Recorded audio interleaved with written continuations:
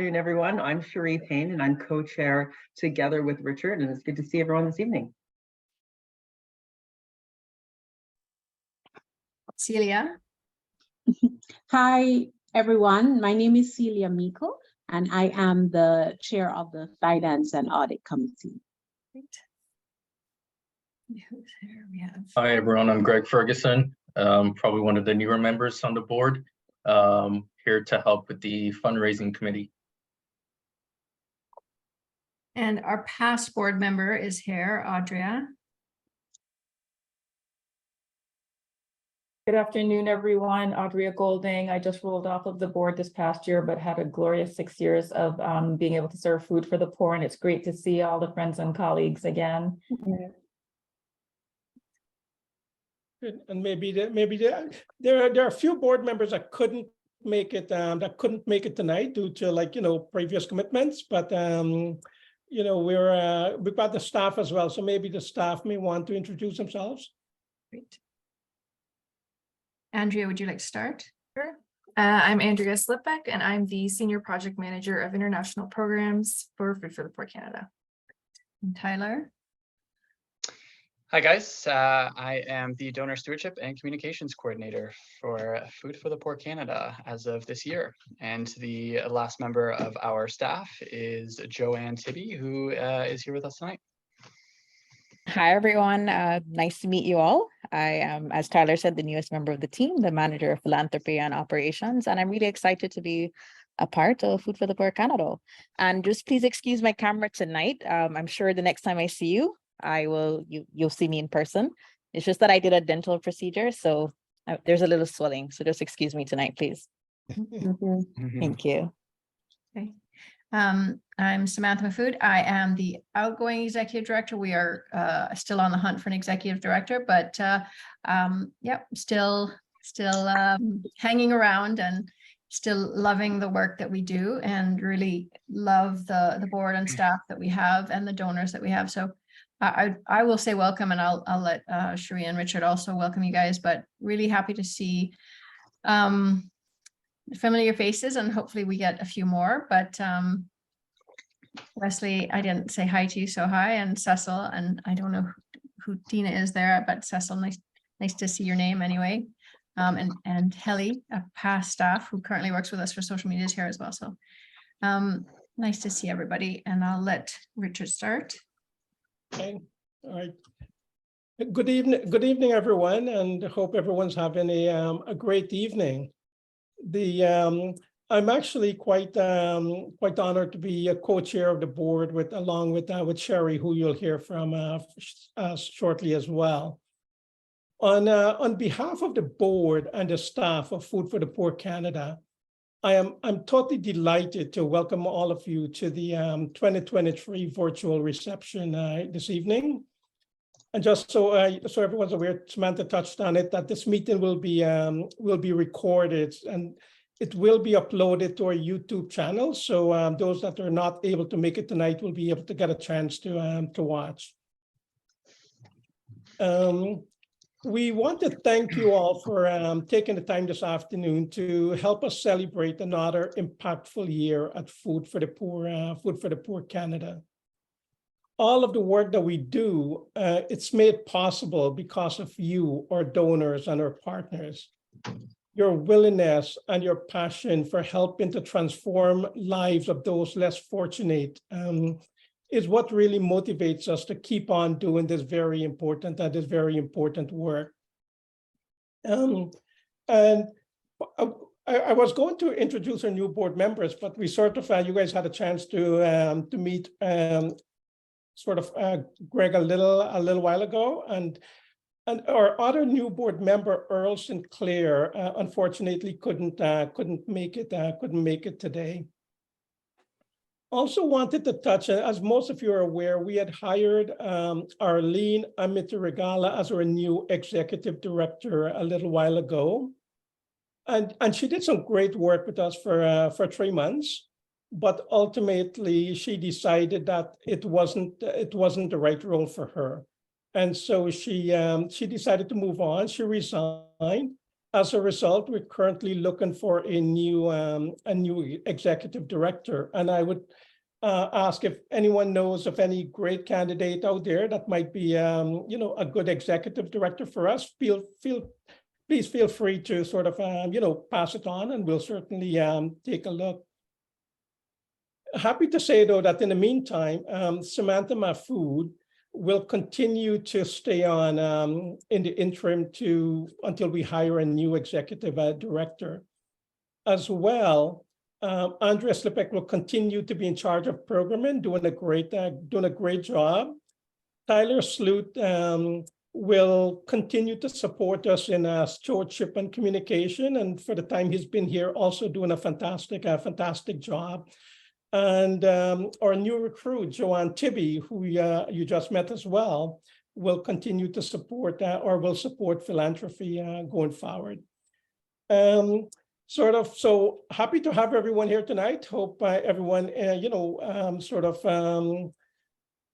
enjoy the meeting, and please feel free to, ask any questions and, ask us anything you want. But before we get going, I think, Samantha, there was a video you guys wanted to show. Yeah, so we'll get started with the video now. Thanks.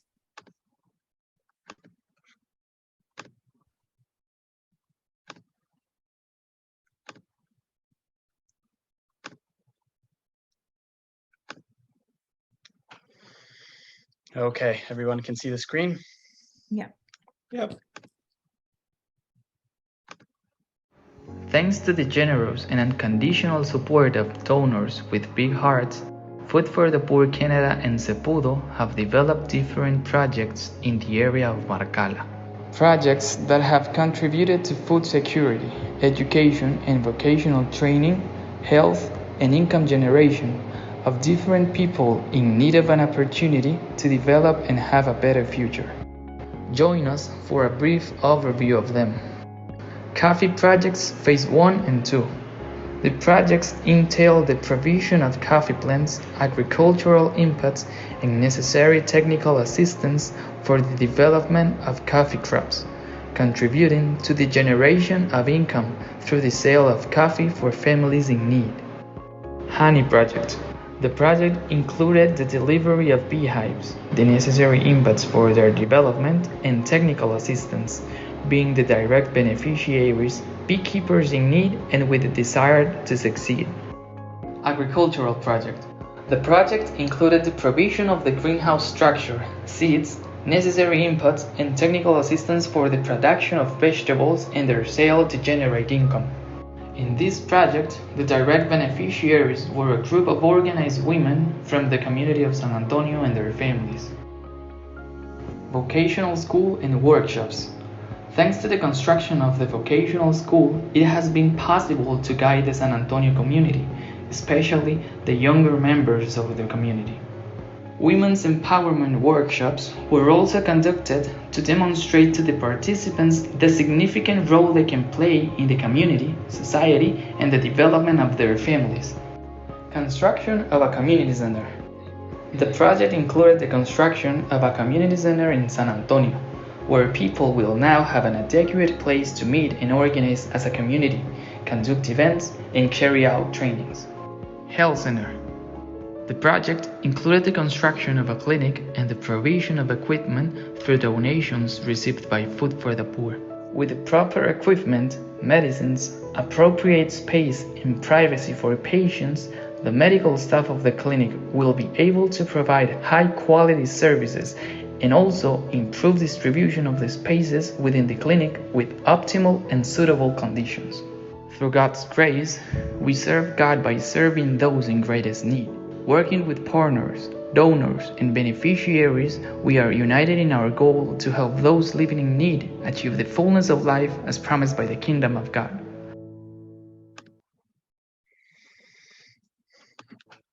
I love to see the slideshows.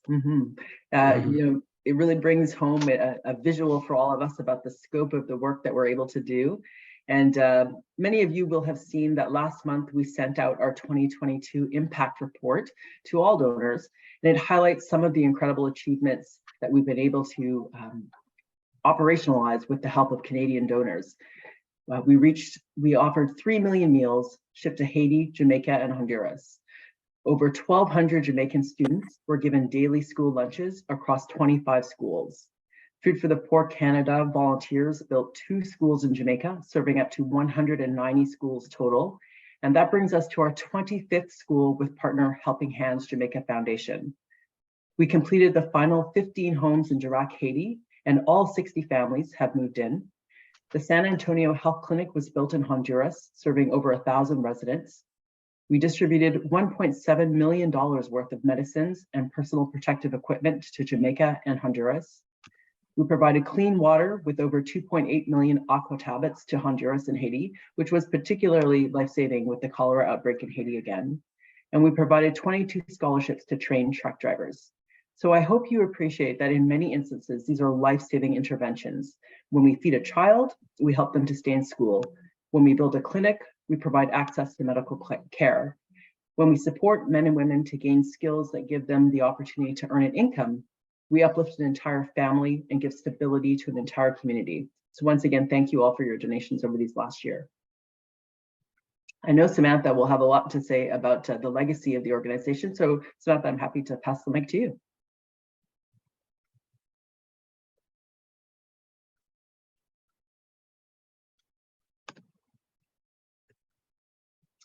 You're on mute there, Sam. Try again. Yeah. Just wanted to say thank you to everybody who was able to join. You are the reason that we are able to do this work. 15 years ago, Food for the Poor International said yes to Canada to giving Canadians the opportunity to give back to the Caribbean and Latin America. And with that, yes, we started to build a group of engaged donors, partners, staff, board members, and with all the team, we were able to build, as you see, 39 schools, 191 homes, 29 million meals, and $45 million worth of medicines. These are all numbers. These are all outputs. They can't tell you the people that have been affected. So many children, families, individuals, lives have been saved or changed. For me, a legacy is something that I'm very lucky. I am continuing the legacy of my uncles who started Food for the Poor and built it internationally to what it is today. And just really happy that I was able to be, and I'm still a part of Food for the Poor over the last 15 years, and really appreciate everybody who has come along the journey with me. So I think that's good. Tyler, if you want to switch the slide, and we'll move to the next 15 years. Yes, we just have a short video. Thank you. Very short, not like the last one. 189 homes built, 38 schools established, 25 million meals distributed, $42 million invested in medicine and medical supplies. For the last 15 years, Food for the Poor Canada has given back so much more than food. Give generously and help support communities in Latin America and the Caribbean. Every gift provides so much more than food. Donate now to transform lives. Great. And here's to the next 15 years, as Samantha said. Go ahead, Samantha. Okay, great. Just want to first say that there are a couple of people, Shaw and Joycelyn, who are helping us with some of these beautiful creative assets. So we're working with an agency to try and increase our donor base. It is one of the most important things in actually continuing to help families thrive is raising awareness, increasing the number of people who know about Food for the Poor. We have been able to engage the donors that we do have really well, I think, and I will, I'll get responses from the donors that are here. We've always heard that we take care of the donors we have. We just haven't been able to get enough donors to do more of the work that we want to do. So we are trying to raise the funds this year to build 15 homes, train 15 women. We are trying to support university students in Jamaica with food kits. So UTech and University of the West Indies, so they don't have to make a choice between books and food. It's a great program, a great partnership with Grace Kennedy Foundation.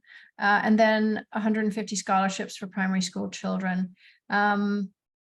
We have donors here that have supported all of these things in the past. And so we are hoping that, we can achieve this by the end of the year. So that's great. We have started. We launched in June, so we continue to reach out to donors to ask to help us achieve the different pieces. Okay. There are a few events coming up. Golf for Guyana. Tyler is heavily involved in that and supporting a group of Friends of Guyana to raise money so that they can continue to support Baramita. Some interesting stuff that we're doing, which is, each year we do something new and something different. This year we are supporting STEM and TVET. We don't even know what they stand for, but I know that they're good. We're doing in Honduras, we're looking at supporting weavers and hat making, Panama hats, and in Colombia we're looking at supporting farmers, getting farmers to market. So there's such great stuff that Food for the Poor International does that we are able to piggyback on. We have the Thanksgiving lunch October 1st and hope that we'll see a big turnout there and get to raise funds for a special project. And then we have a volunteer house build in Jamaica, end of January, beginning of February. So any information that everybody needs, please let us know. One of the things that we do over the course of the year is we ship vegetable soup, desiccated dried vegetables, desiccated vegetable soup to Jamaica, Haiti, Honduras.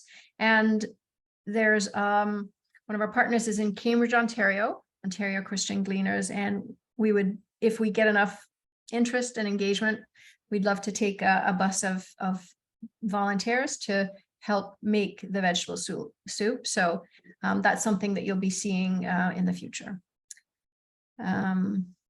Okay, and I think that is it for now. We ran through everything pretty fast.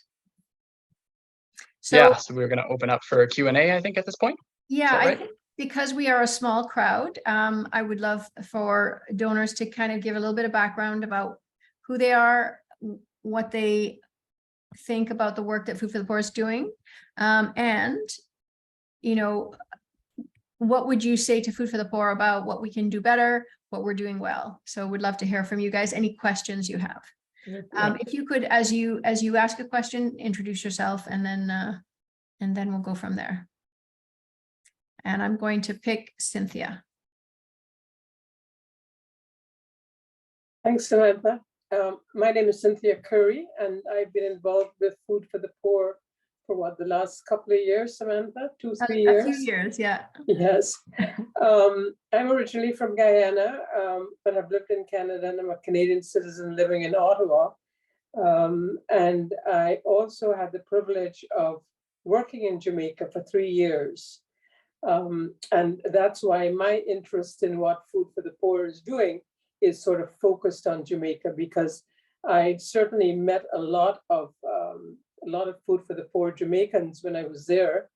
And I know that because I worked in the agricultural sector, and I know that whenever there was a project that had to be done, the then Minister of Agriculture in Jamaica used to say, well, why don't we call Food for the Poor Jamaica?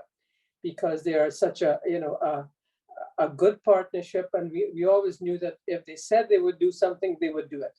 So when I came back to Canada, I checked out to see, well, what was happening in Canada, and met Samantha. And fortunately for me, I was in a position, and am in a position, to be a donor. So that's great. And I have been following what you're doing because agriculture has been my background, both from my family side as well as my own side.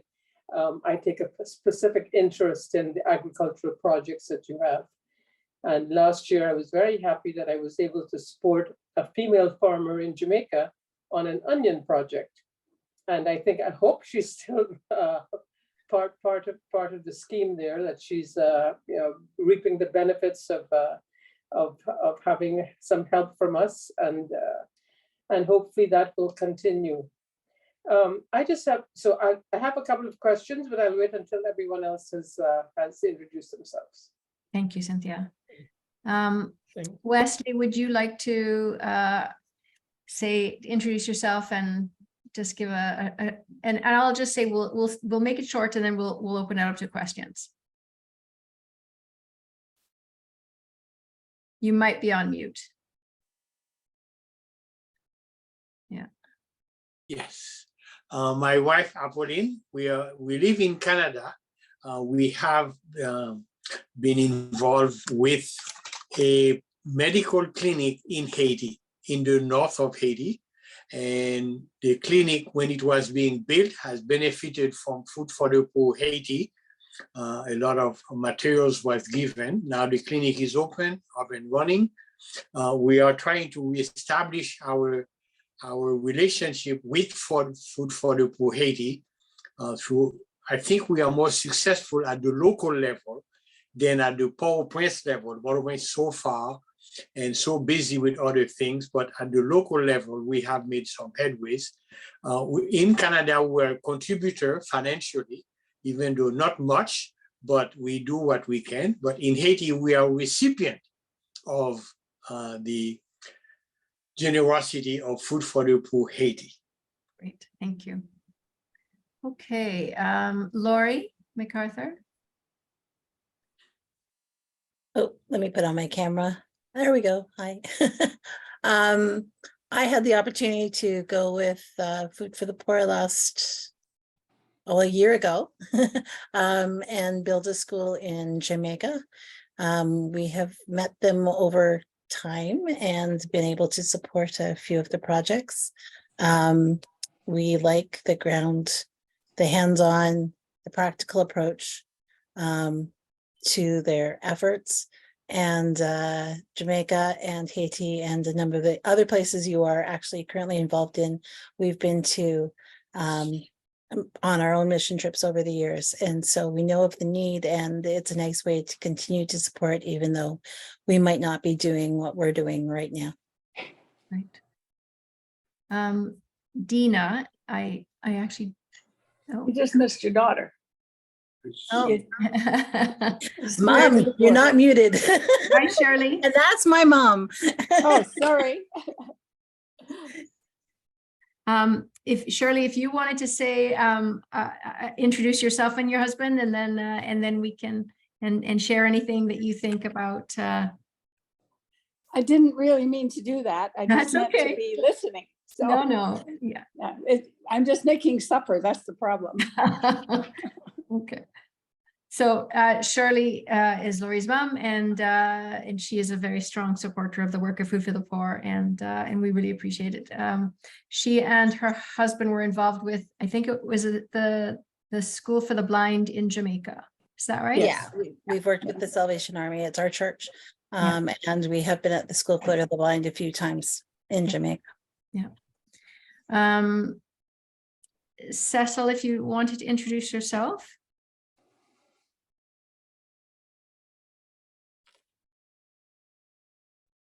Hello, good afternoon, everyone. I'm just a regular donor. I grew up in the Caribbean, and I wanted to quit a charity that was also making a difference in the Caribbean. So great.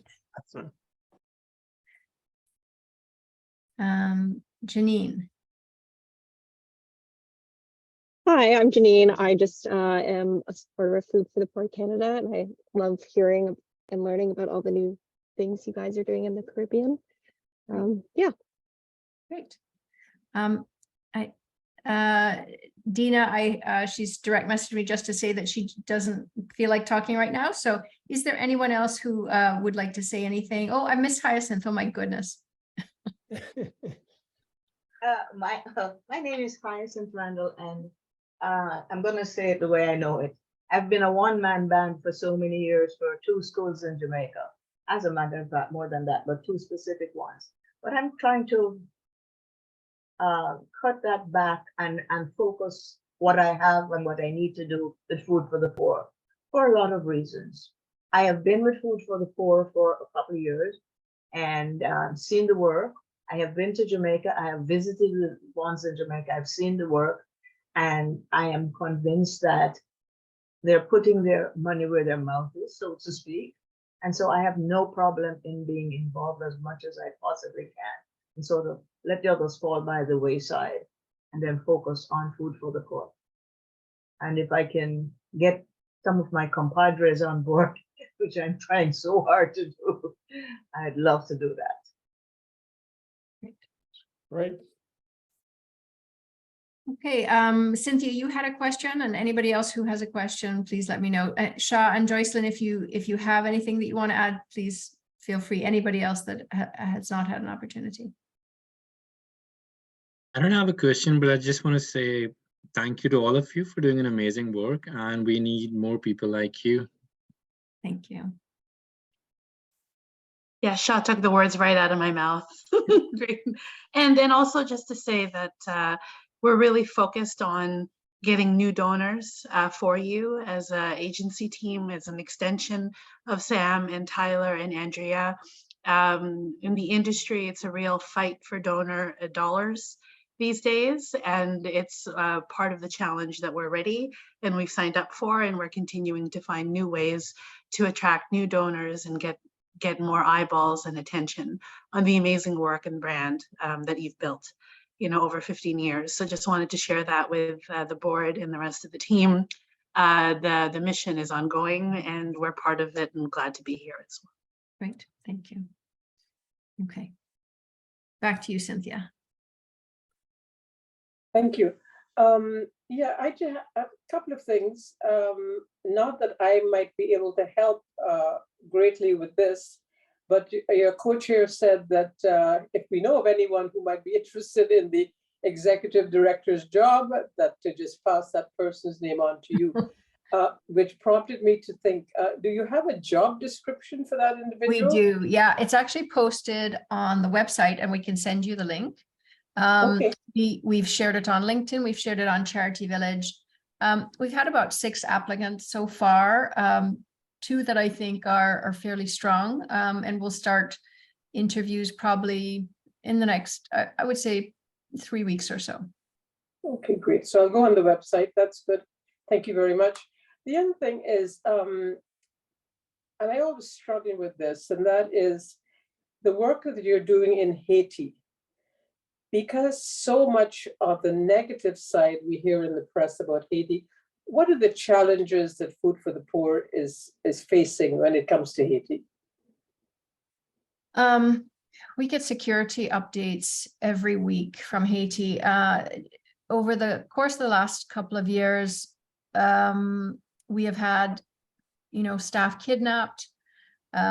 We have not been able to work. We have not been able to distribute food. The gangs took over for a while. I think it has calmed down since, but I'm actually going to ask Andrea or Wes to kind of update me on that. I don't actually know what it's like right now, but I do know over the course of the last couple of years, we have slowed down on our infrastructure building, on our programming, and are more focused on food and medical supplies. And we're still doing some work, but it's just not, it is really scaled back because people are not going into the office as much. People are not driving on the roads as much. And Andrea, what is the latest, if you wouldn't mind telling us? You pretty much covered it all. There's a lot of areas that are still considered red zones. So staff is unable to travel down there right now, which means that they are limited in terms of the types of investigations they can do for new beneficiaries. Work is much slower, so going into the communities to build homes or do food distribution. Customs is also a lot trickier for them because there are containers that are sometimes getting stolen by gang members, and then the food is getting distributed among their groups and their families. So those are sort of the day-to-day challenges that they're facing right now. Although ports have reopened and they are accepting shipping containers again, they just have to be a lot more careful, and they're a lot more limited to where they can distribute goods right now. Great. Wesley, you're on mute. I'd love to hear from you. Always mute myself. Yeah, we just came back July 2nd after 6 months in the north. The north is quieter than Port-au-Prince. So all the noise, all the news you have, the disturbing activities in Port-au-Prince are not the same as the north. It is quiet. We made some contacts with the office in Cartier-Morin in the north, Caracol, and we had a visit. The staff was able, the inspectors came, 3 of them, the inspector, they asked questions, and they are writing a report. They told us that they scaled back tremendously in what they do. In fact, they stopped sponsoring clinics because they don't have supplies to donate to the clinics. But we still want them to keep us on the list. Right. So they do every administrative work they can, but they said the supplies are not coming regularly from Port-au-Prince as they used to. Right. So if there was any way that Food for the Poor can ship containers to Cap instead of shipping to Port-au-Prince, I don't know if it's feasible. Containers arrive in Cap every week. They go in and out. If there was any way to redirect, that would be a great benefit. So I don't know. No, thank you for that feedback. That's a great idea. We have shipped into CAP, so you know, we can say to Food for the Poor US, who do the bulk of the shipping, we do, you know, 1 or 2 containers a year to Haiti of medical supplies. So we can definitely look at that with Food for the Poor US, because they're really the majority of the medical supplies. Yes. Thanks for the feedback. Thank you, Wes. Yeah. Okay. Any other questions about the upcoming projects? Andrea, can you tell us a few of the projects that we are currently working on that are not necessarily on the legacy that we're currently doing that you're excited about? TVET and STEM. What is TVET? Technical and vocational education training. Okay. Yeah, that sounds right. Yeah, okay. It's for older students, grade 7, 8, 9. More hands-on technical training like sewing. And then STEM is for younger kids, so science, technology, English, math. Yeah. So equipping them with tablets, books, and then having instructors who are professionals in those areas to teach them on those subjects, and then they can maybe that informs a future career choice of theirs as they get older. But it's focusing on those subjects, and that's in Baramida, so it's a very remote Indigenous community in Guyana, right? Yeah, and then outside of the 4 campaign projects, we are hoping to support ginger farmers in Jamaica. So that's a project that we're hoping to co-fund with the US.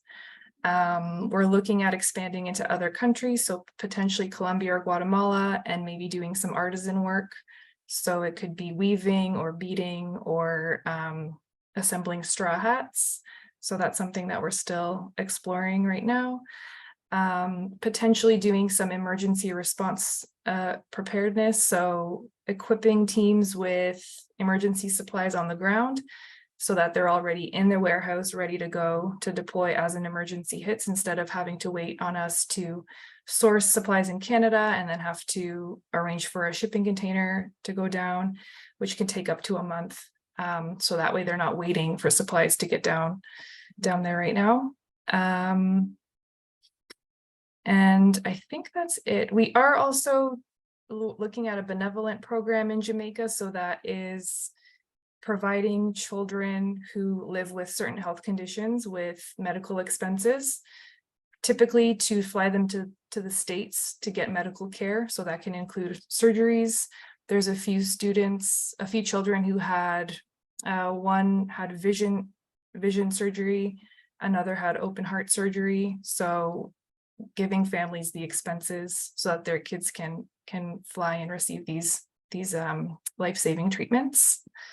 And I think those are the main ones that we're looking at right now. Yeah, I know we're updating a school in Guyana, a library, and getting some of that work done there. And we're looking for funding for a school in Honduras.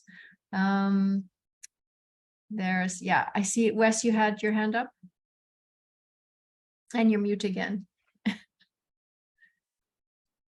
It's a wish of ours. We are halfway in building beside the clinic a ministry house. The ministry house would be a hub of activities with literacy, sewing, computer literacy, and all kinds of agricultural initiatives like empowering women, etc. We wish to be adopted by Food for the Poor Canada so we can receive direct input into what we're doing, benefiting from your experience in Latin America. So if one day you are looking to adopt a vibrant project, that would be the Ministry House of Gambad in Haiti. We're halfway. We need to get the roof on, electricity and plumbing. But once we get that done, we will start different ministries for different people. And in that section of Haiti, in the mountains, there is nothing. There is nothing. So, go on. If you look to adopt a new idea, we are it. Okay, perfect. Thank you. You're doing great work. Hyacinth, sorry. To sort of piggyback on what you're saying, over my trips down to Jamaica, although I deal with the students, what I'm finding, the parents need the help. Absolutely. And I'm looking at some of them and I'm saying they're not trained in anything. And so many things stem from not being trained and not being able to get steady work. And the kids suffer as a result in every way, every possible way. And in my head, I'm thinking, what can I do? I know I can't do it alone. And that's why I decided I'm going to drop everything else and focus on Food for the Poor, because maybe more hands make work light. Yeah. Because so many of those parents are youngsters. They're youngsters. They have no training and they can't handle their students. And some of the kids are so bright. But man, the emotional issues they're going through because of home. And because of home, the parents cannot work. They have no skill, no anything. Yeah, no, it's, sustainability is definitely one thing that we are excited about. I mean, if you hear from Tyler, he's so excited about the stuff that we're adding. Andrew's so excited. Infrastructure is infrastructure. Everybody needs it. You need a safe place to live. You need a school building, but you also need income. You need opportunity. You need to be able to feed your family by yourself, So absolutely, I agree with you. And, actually one of the things I think when I do retire, I'm going to see if I can start parenting courses with Food for the Poor in Jamaica. Right? That's awesome. That's an awesome thing. I'm on board right away. All right. I'll start a program and Food for the Poor staff will have to fundraise for it. Oh, definitely. Because I believe in it strongly. Yeah. And Hyacinth, you're gonna go down and teach some parents, right? Sure. Yeah. Oh, Hyacinth is still teaching. Oh, yeah, Sheridan. I know. Is it Sheridan Hyacinth? I have to earn to support myself down there. That's right. No, but I truly believe in that because I have walked around and I've seen it, and my heart breaks for some of the kids because they can't go home and talk to their parents about anything because the parents are not knowledgeable. They can't help them. Absolutely. Anything from any board member that wants to ask any questions, add anything? Anybody else? Maybe I'll just make a couple of comments, Sam, if you don't mind. I always get so energized and have my faith in humanity restored every time I get onto one of these calls and, just see what everybody's doing. And it's sort of like, being in a community of people who just really care about, charity and being, good to others and across the world. And I think, Food for the Poor. And one of the reasons I joined when I was living in Canada and became part of the board was, you have the ability to span so many, areas and regions within Latin America and the Caribbean that, there's a very strong sense of credibility with the organization to do effective programming across the region, which is something that, growing up, that's something my parents always did and instilled in me. And so it's such an easy way that, you all have created for us to be able to do that and have that impact. But certainly my interest has always been in Jamaica.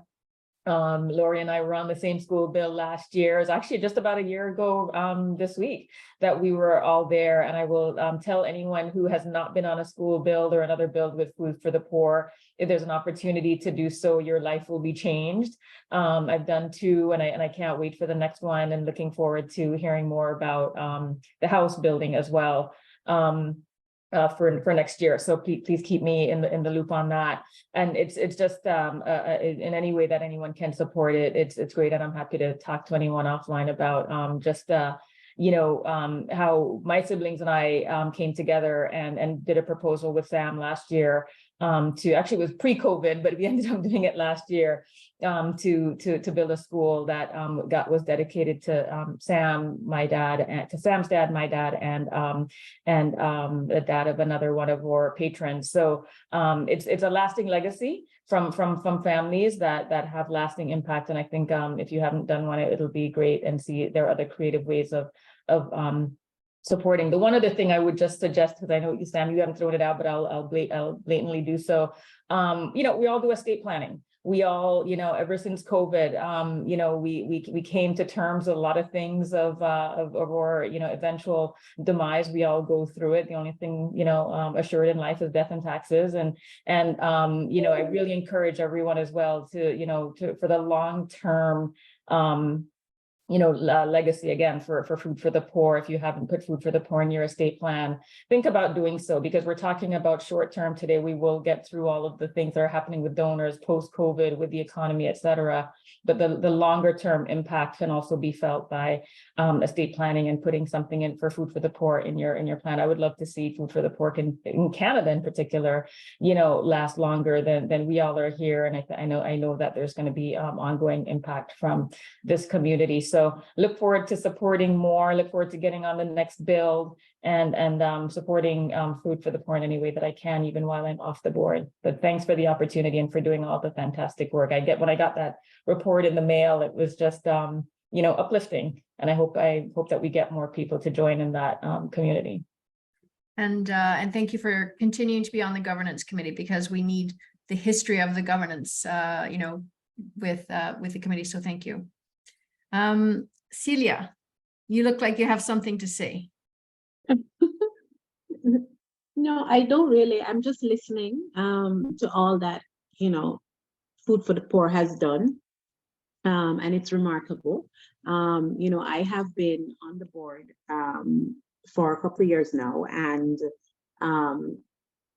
chairing the finance committee. And one of the things but I haven't actually done, taken part in any of the hands-on project work of the Food for the Poor. And that's one of the things I really want to do. So I am actually excited about the build in February, and would like to, be a part of that build for sure. To just get to actually do something apart from being on the board, but actually do something tangible. Because when you see all these pictures and all the things that, the testimonials, it's a lot of work that Food for the Poor actually does on the back end, a lot of work. Yeah. And, kudos to Sam and the team for, just pulling through despite the challenges, because the challenges are many, as you would know, in a not-for-profit sector, and worse because Food for the Poor is helping people outside of Canada, and everyone is now so internalized, all the countries, every country is all about themselves, so it's hard to garner funding, right? So we, kudos to Sam and the team for doing this. Thanks. Shirley, anything that you want to add? Oh, sorry, Shirley, you're muted. I apologize. You have to unmute. No, I don't have anything to add, but I just say keep up the good work. Okay, thank you. Thank you very much. Okay, great. Okay. If there is nothing, anybody else want to say anything, and then I'll hand it over to Richard. Just have a quick question, Sam. Do you still have the matching funds initiative? We do for that. You do? Could you speak a little bit about that? Absolutely. So for our 15 homes that we're hoping to build this year, we have a combination of things. We have a couple of donors who are matching up to $100,000, but we also have Food for the Poor Jamaica and Food for the Poor US. In Jamaica, any house that we build in Jamaica will be funded by US donors, Jamaican donors, and Canadian donors. Homes in Honduras, Guyana, Haiti will be matched with funds from a couple of our donors that have said up to 100,000 they'll match. So thank you for bringing that up, Cynthia. I know that's sometimes an incentive for people to give at this time. So I appreciate you bringing that up. So that matching opportunity is a part of our Building a Strong Legacy campaign that we just launched. That'll be running for the next couple of months. I will put the link to that webpage where you can see our goals and our progress. This is my cat. In the chat, I will put that link there right now. Yeah.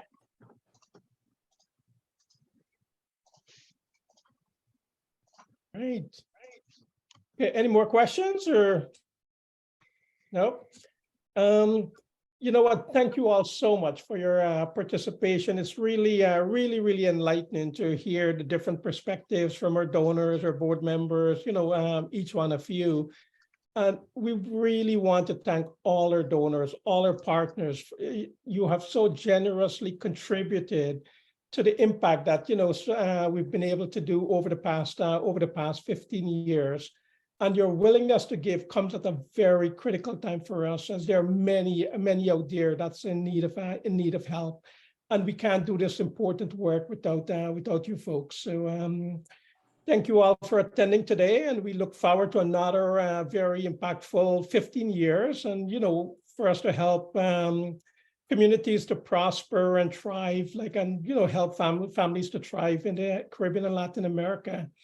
And what I want to say, it has been for me personally, so rewarding being on this, on this board and getting involved over the past year and a half. And I really each one of you should be so proud for your contribution, that you're helping to change these lives out there. So thank you so much. All right. Okay. Well, thank you, everybody. Have a wonderful evening. I just want to say one last thing. That video for San Antonio, that's a new video, but you guys have seen the projects individually that we've done in Honduras and San Antonio, and I've seen this video prior to tonight, but just watching that tonight, there's a lot that we've done, and it was pretty impressive to see. Just kept going. I thought it would end after, the clinic. It just kept going.